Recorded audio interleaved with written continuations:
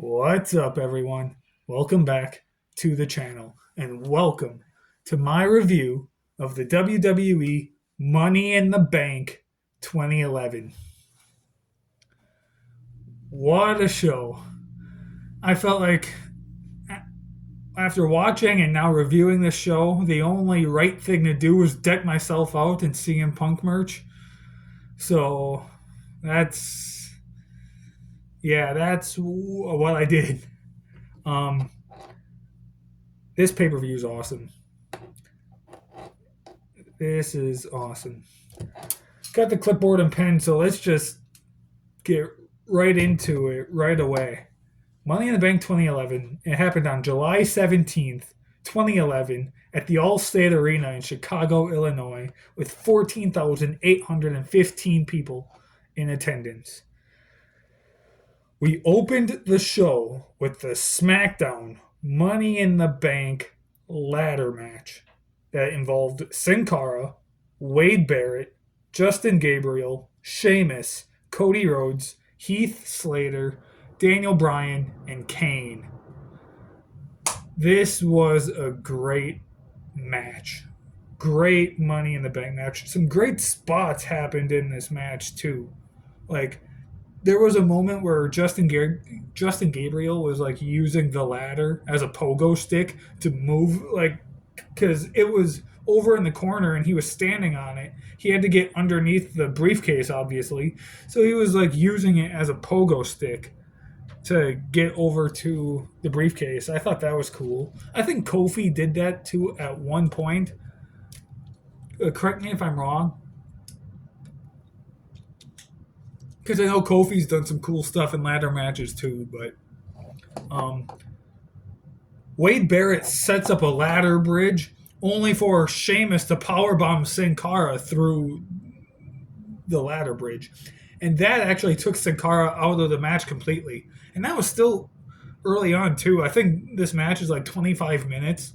And if I had to guess, that spot, that powerbomb through the ladder bridge, was probably only within the first 10 minutes of the match or so. So Sin Cara was out of this match. He was only in for a few minutes.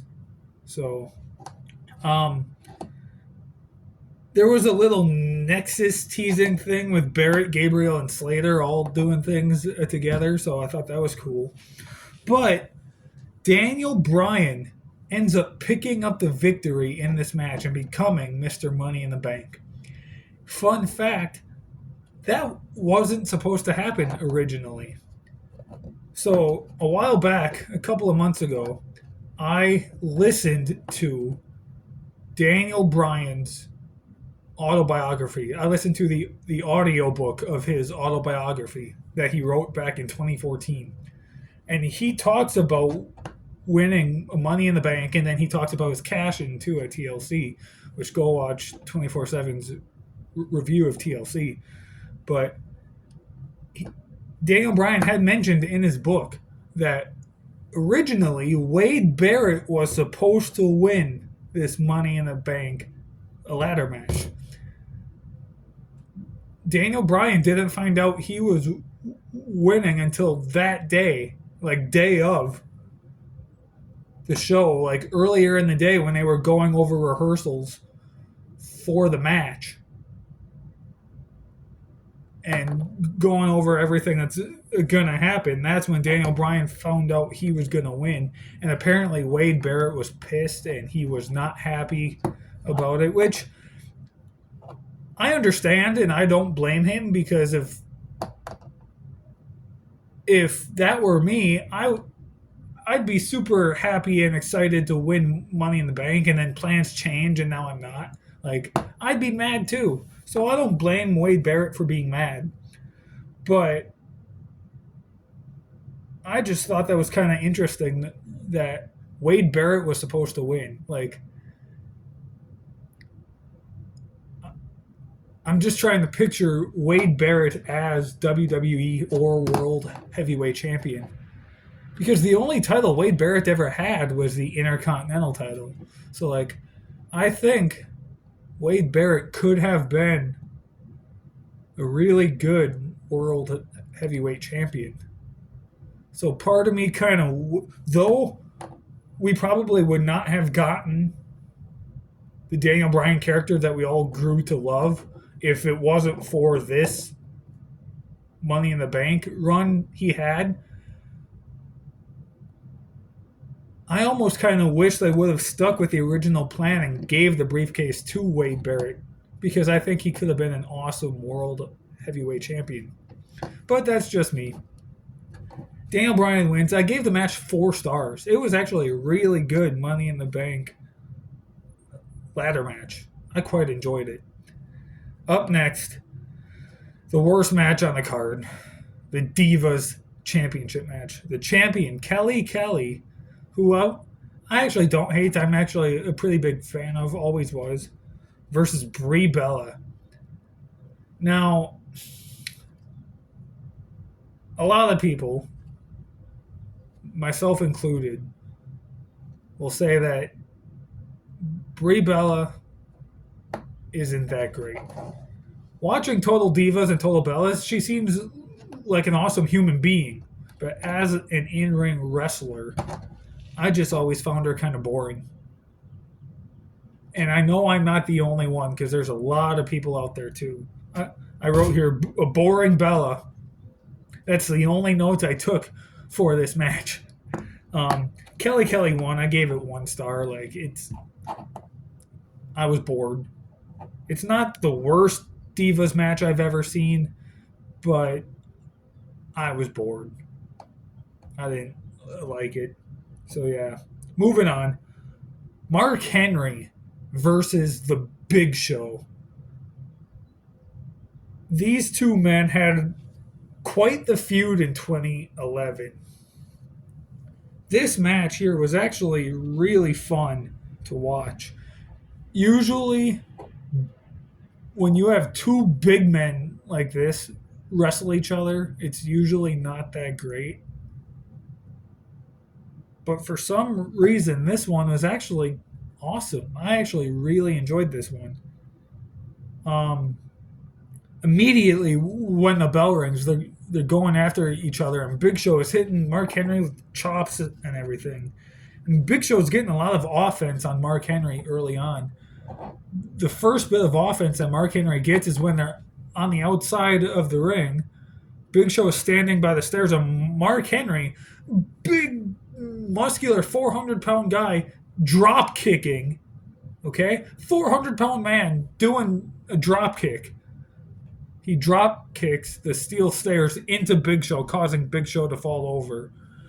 That's the first bit of offense that we get here from Mark Henry. And then things just go Mark Henry's way pretty much throughout the rest of the match. I wrote, this match is better than I remember, which is true. Because I really only remember going into this show that I really only remembered their match at Vengeance of the same year when they broke the ring. I didn't remember this one very much, but I was enjoying it. And then the finish, Mark Henry hits Big Show with the world's strongest slam, pins him, Big Show kicks out. Mark Henry picks up Big Show, hits him with another one, and then hits him with a splash twice. 2 splashes, pins him. Mark Henry gets the 3 count, picks up the victory, wins the match. I gave this 3 stars. I actually kind of enjoyed it. I thought it was a really good match. With considering that there's 2 big men involved, as I stated earlier, that's hard to do, to put on a good match when you have 2 big men like this facing each other. But somehow Mark Henry and Big Show pulled it off. I thought it was a really fun match. But it's not their only match, because then after the match, I think people would say this is where Mark Henry's heel turn started and the whole Hall of Pain thing began, because after the match, Mark Henry grabs a chair, puts it around Big Show's ankle, and then does the splash thing he always did onto the chair from the corner onto the chair on Big Show's ankle and breaking Big Show's ankle, keeping him out for a few months, returning at Vengeance and having the match there for the World Heavyweight title.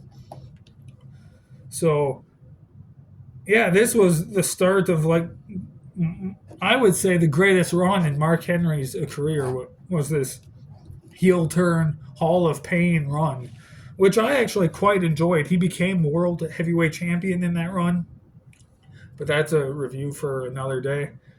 But yeah, good show, or good match, I mean. Good match. I enjoyed it. I gave it 3 stars. Up next was the Raw Money in the Bank ladder match where we had Alberto Del Rio, Kofi Kingston, Jack Swagger, Evan Bourne, R-Truth, Alex Riley, The Miz, and Rey Mysterio. This match starts with every man grabbing a ladder during their entrance, and we have 8 men in the match all with a ladder all at once. And then they ring the bell, and everybody is sandwiching Alberto Del Rio in between 8 ladders. So I thought that was kind of cool because I'm not the biggest Del Rio fan. I never was.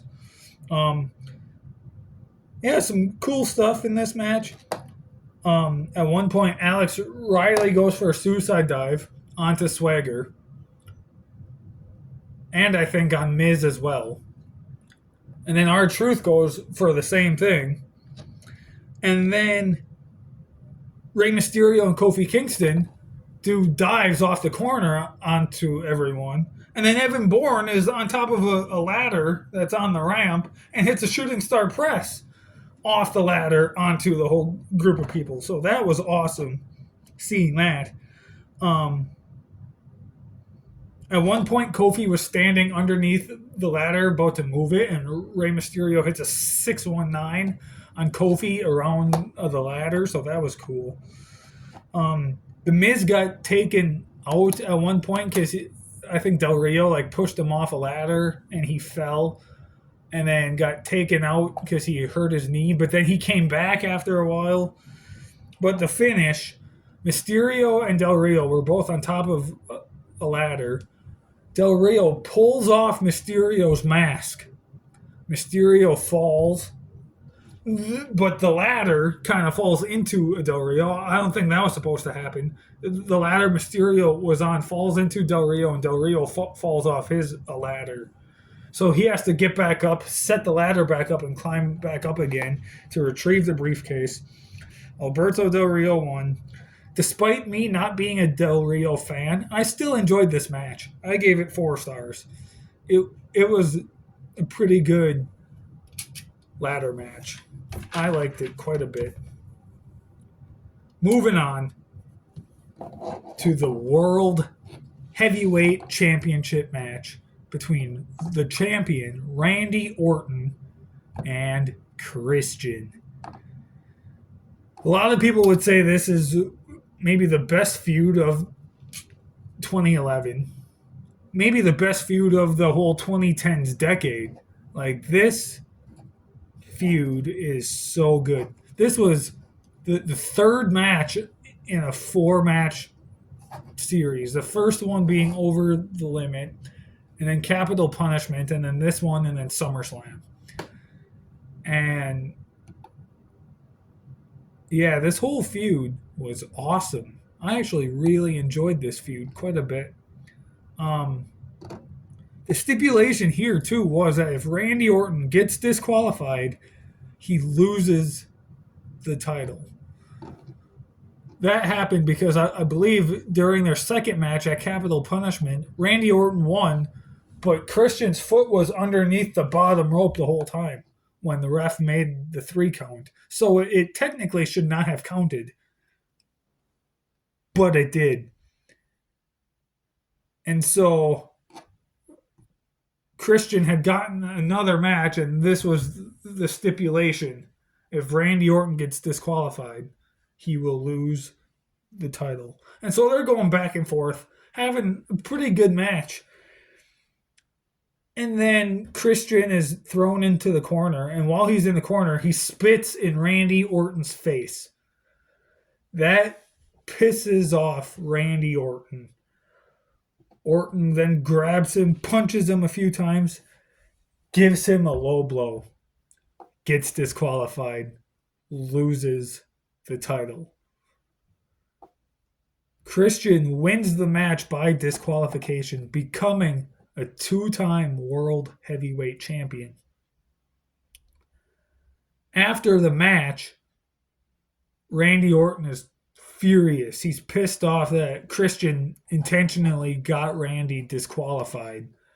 And Orton is attacking him and everything and hits him with a couple of RKOs on a commentary table and everything going on just to advance this feud even farther to SummerSlam, where they had I believe it was a no-holds-barred match, which to me is the best match of the four.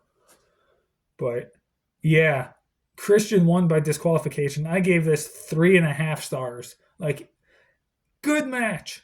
Really good match. I enjoyed it. This whole feud is awesome. I remember I wasn't watching SmackDown live at the time, like on a weekly basis, but I would go on YouTube and watch the clips here and there. And I remember seeing some of the clips on YouTube and just being excited about this feud because I was always a Randy Orton fan. Christian, I was always a big fan of as well. So I was invested in this feud at that time. And this whole feud is awesome, and I can't wait to possibly review the other 3 matches from this feud. But now, the main event. The one match that really kind of makes this show what it is, honestly, if you think about it. The WWE Championship match between the champion, John Cena, and CM Punk. One of the greatest matches of all time.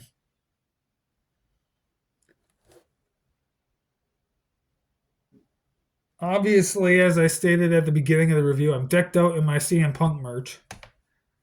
This was the last time CM Punk used This Fire Burns as his theme song. Because after he wins, he takes off for 2 weeks, returns on Raw, and when he returns, he has the Cult of Personality. Cult of Personality. I can't speak today. So, yeah, this is the last time that This Fire Burns plays on a WWE show. They're in Chicago, CM Punk's hometown. The crowd is going bonkers. Not only during CM Punk's entrance, but the entire match, beginning to end, the crowd goes bonkers. This whole match is just so good. It's really long too. It's like over 30 minutes. So it's a long match. But within 10 minutes, I'm already like my eyes are glued to the TV and just invested the entire time. And just so much back and forth action going on in this match. And then just I didn't even write very many notes. Just so much went on. CM Punk reversed an attitude adjustment and kind of botched it because he was supposed to land on his feet, but he slipped and he ended up landing on his butt, sitting down almost. But at the end, Vince McMahon and John Laurinaitis came to the ring. John Cena had CM Punk in the STF. Vince is like telling the guy to ring the bell. John Laurinaitis is going down to stop him. John Cena sees that, comes and takes out Laurinaitis and says, "No, not this way. It's not happening this way." John Cena goes back in the ring. CM Punk hits Cena with the GTS, pins him 1, 2, 3. Punk picks up the victory in this match, supposedly leaving WWE because Punk's contract was up. And that's legit a shoot. His contract expired the night before. He signed a 1-day extension to do this match. He signed his new actual WWE contract like an hour before this match, like during the show, as the show's going on. And so they had to work together a new finish or once Punk signed his contract, they had to put together a finish.